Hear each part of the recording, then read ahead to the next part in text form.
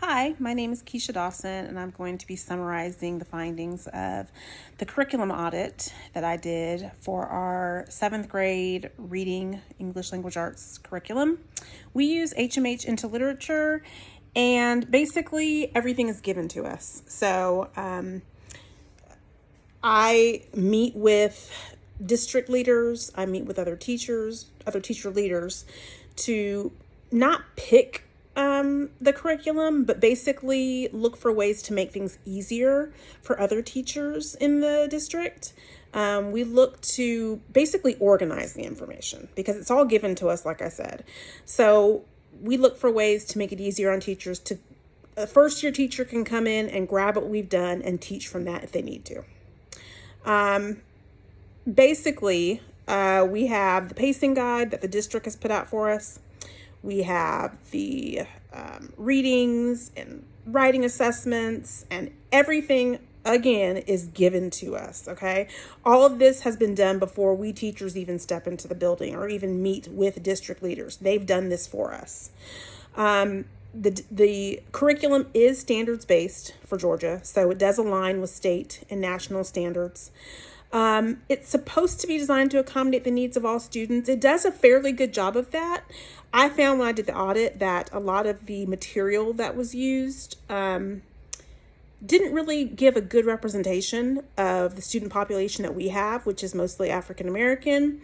So that was one of the things I discussed in my other discussion post, was letting district leaders as well as other teachers know that there are some really good documents, really good readings, writing assignments, things that we don't necessarily look into because this curriculum is so big and has so much to it.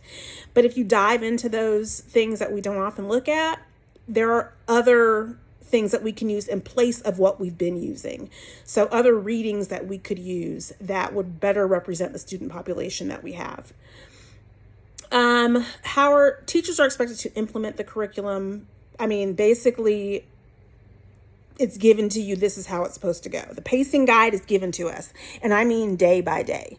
So on this day, you should be working, everybody in the county who teaches 7th grade ELA should be working on this story. Now, what you do with that story, as far as the assignments that you give, the instructional strategies may be different, but we have it, it's very rigid and very strict of what we have to do.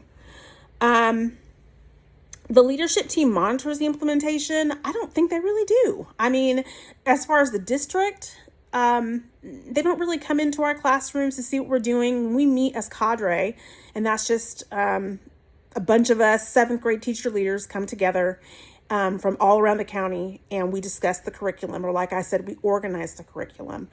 From what I hear, the discussions that I hear, people aren't following the curriculum with fidelity. People are bringing in their own resources, using other things, and that's something that was considered a no-no by our district. Now, my admin team looks at us. They look to make sure we're using what's in the curriculum. So a lot of the stuff that I feel some other teachers get away with, we can't, just because eyes are on us. And I'm not saying that's a bad thing. I think that we've done well with our scores. I think if we do this with fidelity, that students grow and learn from the curriculum.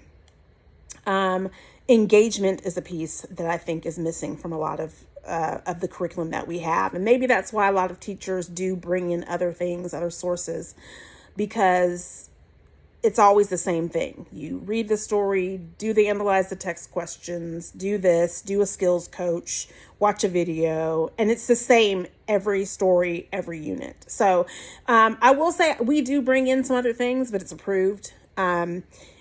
Basically working on the skills and not the story.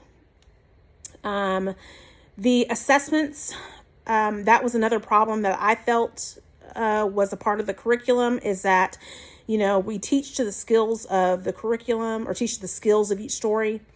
And when the test comes, especially these selection tests about the stories, their spiraled review is given then, but it's not taught before. So when we first taught this curriculum, the first unit, the first story, we're talking about mirror image and a case of twins, and we're looking at characterization and plot. And all of a sudden in the test, there's a big old question about theme. Write about theme and write about this. And we're kind of like, we didn't review that, So getting to know the curriculum now and, not kind of teaching just knowledge now is helping us do a better job of preparing our students for the assessments. The assessment data is used by us. We meet as a team after every selection test, after every unit test. We compare our data. We use that to create small group instruction opportunities. We use that and we look at, in our cadre meetings, we look at the district as a whole, and we look at different schools and say, okay, what are y'all doing? You all did a great job on, this unit. We're struggling with this. What are y'all doing to help your students with that? So it is something that helps us with planning. It helps us with just assessing the kids and realizing, okay, this is something else that we need to work on. And then students are also, they want to grow. So they look at this and they kind of map their own assessments, and we look at the classroom assessments of each class and we say, okay, we show the map. When they take the test, there's a map that's created of the selection tests through the curriculum, and it shows them where they fall. It does not have student names. It doesn't have anything like that. It just says, okay, this percent did this percent did this percent. And we show them that, and we encourage them, okay, this is what's missing. This is what we struggled with as a class. We struggled with question number 5. Let's look at question number 5 and think about how we would answer that in the future. And that better prepares them for testing in the future. My 3 suggested areas of improvement. I really do think the assessments need to be looked at. Again, that's part of the curriculum, so that's not something that we really change. We are able to go into the unit tests and pick and choose which ones we want to include in our tests. But the selection tests are given as is, and those are the ones I have the most problems with.